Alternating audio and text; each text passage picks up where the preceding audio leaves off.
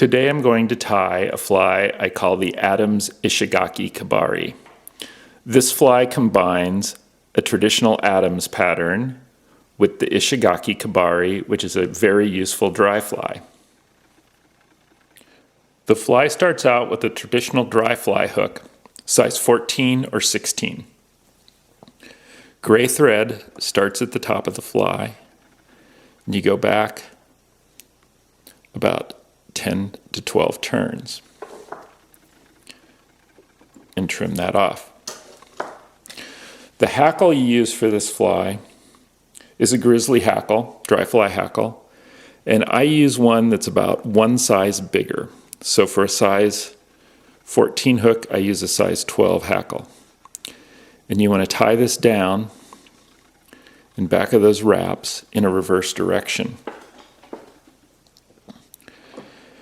And then wind the hackle on.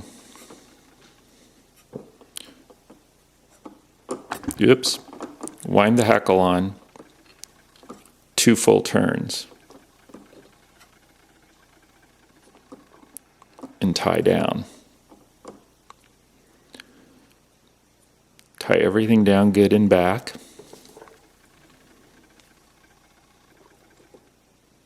Trim off the hackle in the butt section.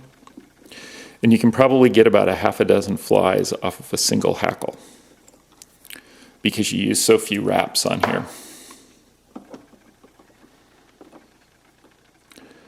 Now, get that little bit off there.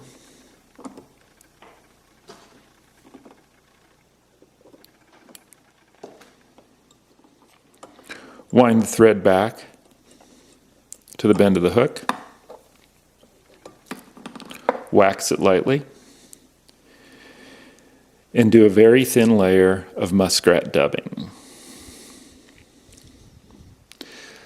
Sometimes on a size 16, I'll even tie this fly without dubbing, but I find that it floats just a little bit better if it has the dubbing.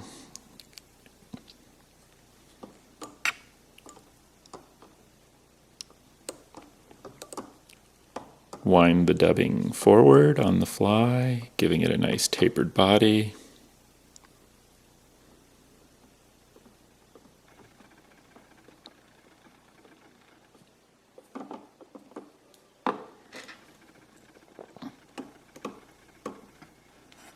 And whip finish off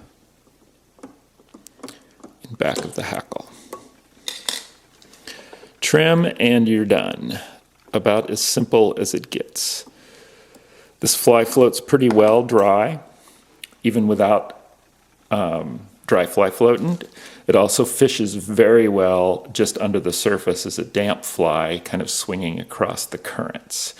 And it's probably the second most used fly I use. I use either my gold-ribbed hare's ear Kebari or this fly 98% of the time I'm fishing.